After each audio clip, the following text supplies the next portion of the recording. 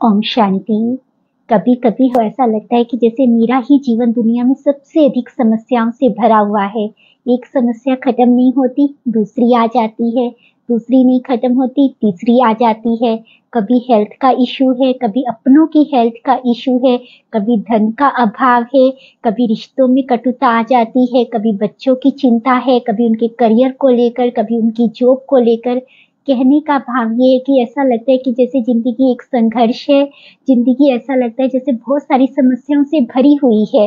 और कभी कभी लगता है कि काश इन सब से मुक्त हो जाऊं और अपने जीवन को एक उड़ते पंछी की तरह, एक आजाद पंछी की तरह जीऊं। और को लगता है कि बस मैं इस पिंजरे को खोलूं और उड़ जाऊं। तो परमपिता परमात्मा कहते हैं, आप चाहे कहीं भी उड़ करके चले जाइए, इस पिंजरे से आजाद होने की इच्छा की बजाय आप इसको एंजॉय करना सीखिए। जिंदगी में प्रॉब्लम्स का आना तो सदा ही लगा रहेगा, परंतु उन प्रॉब्लम्स में रहते हुए भी अगर आप जिंदगी को बहुत सुंदर तरीके से जीना सीख लेते हैं तो कोई भी प्रॉब्लम कब आएगी, कब चली जाएगी, आपको कुछ पता ही नहीं चलेगा।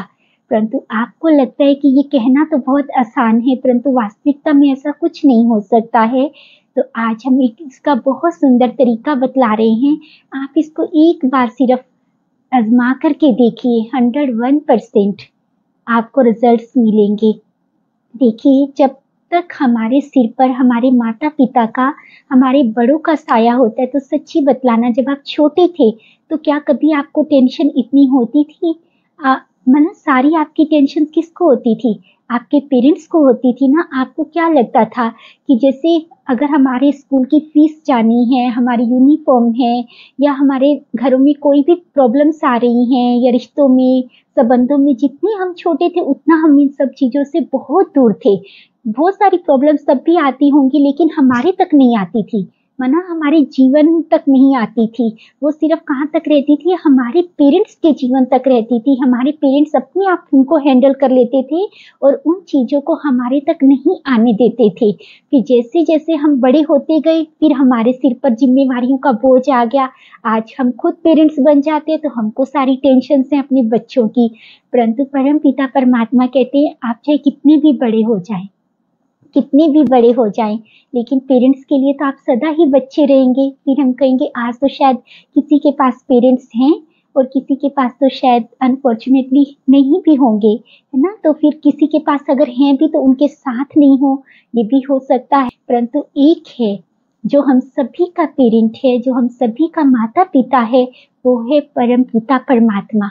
और उसकी इतनी बड़ी शक्ति है कि वो किसी भी समय हम सबके पास अवेलेबल हो सकता है। हमने उसको अपना परमपिता समझा ही नहीं, शायद कभी हमने उसको उस रीति से, उस नज़र से नहीं देखा। हमने तो सिर्फ उसको एक भगवान का दर्जा दिया, जिससे हमने अपने आप से उनको बहुत दूर कर दिया शायद।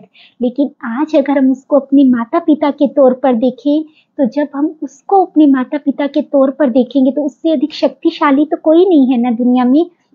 वो तो ऐसा है जिसके सामने कोई समस्या कोई भी मायने ही नहीं रखती है। उसके सामने तो सभी समस्याएं कैसी हैं? तिनके के जैसी हैं। तो आज हम एक सिर्फ एक बार करके देखते हैं, क्योंकि ये हमारा प्रैक्टिकल अनुभव है। आप एक बार सिर्फ इसको करके देखिए, आपका जीवन बहुत निश्चिंत हो जाएगा। हम ये नहीं कहते कि आपके जीवन में समस्याएं आनी बंद हो जाएंगी या आपके जीवन में परेशानियां आनी बंद हो जाएंगी, लेकिन उनका इफेक्ट आप पर नहीं पड़ेगा।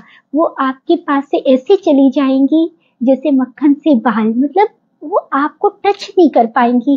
जैसे कांटों में गुलाब रहता है, ऐसे उन समस्याओं के बीच में भी रहते हुए आप गुलाब की तरह रहेंगे। जो उसके लिए सिर्फ आपको एक काम करना है। आज आप अपने घर में परम पिता परमात्मा का एक स्थान बनाएंगे, विशेष तौर पर। भले वो आप छोटा बड़ा, आप अपनी इच्छा, अपनी श्रद्धा, अपनी क्षमता के अनुसार बनाएं, वो कोई मायने नहीं रखता है।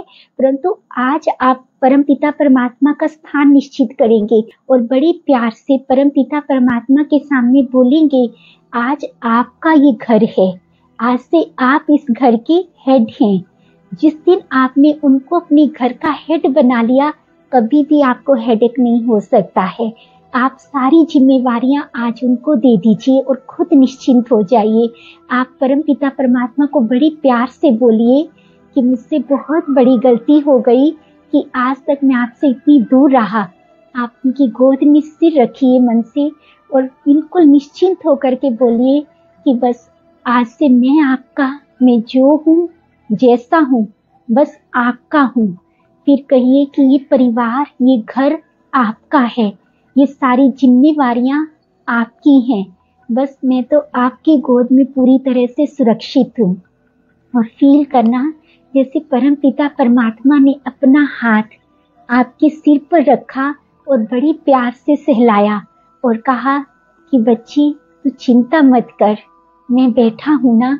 देखना वो शब्द ही आपको इतनी तसल्ली देंगे और उसके बाद कोई भी बात आए, कितनी भी बड़ी से बड़ी आए, अपने विश्वास और अपने निश्चय को पक्का रखना, उसको यहाँ तक कभी नहीं आने देना, उसको सिर्फ परमपिता परमात्मा तक ही रहने देना, वो अपने आप हैंडल कर लेगा।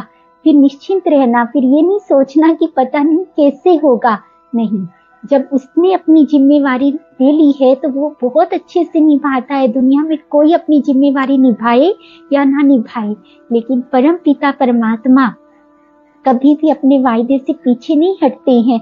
वो हमेशा 101% अपनी जिम्मेवारी को निभाते हैं। बस अगर आपने यहाँ ले लिया तो फिर परमपिता परमात्मा आपसे छूट जाएंगे, क्योंकि दोनों जगह नहीं रह सकती हैं। आप यहाँ भी रखो और उनको भी दो, तो फिर वो दे करके भी नहीं दिया होता है। फिर आप सिर्फ मुख से कह रहे हैं कि जिम्मेवारी आपकी है, सब घर आपका है, बच्चे आपके हैं, लेकिन पकड़ तो अभी तक आपने खुद ही रखे हैं। जब आपने पकड़े हैं तो आपको ही निभानी पड़ेगी, पर जब आप उनकी गोद में दे देंगे, उनके हाथ में जिम्मेवारियां दे देंगे, तो वो निभाएंगे। अब ये आपको डिसाइड करना है कि आपको निभानी है या आपको उनको देनी है। तो क्यों ना आज अपनी सारी चिंताएं, सारे बोझ, सब कुछ परमपिता परमात्मा को सौंप कर स्वयं को भी परमपिता परमात्मा की गोद में देकर के एकदम निश्चिंत, बिल्कुल छोटे बच्चे की तरह बन जाए और अपने जीवन को बहुत खूबसूरती के साथ बिल्कुल एक आजाद पंछी की तरह खुले आसमान में उड़ते हुए जिए। आपका जीवन बेहद खूबसूरत हो, बिल्कुल निश्चिंत हो, एकदम खुशियों से भरपूर हो, सदा आपके सिर पर परमपिता परमात्मा का साया बना रहे। इसी शुभ भावना और कामना के साथ ओम शांति।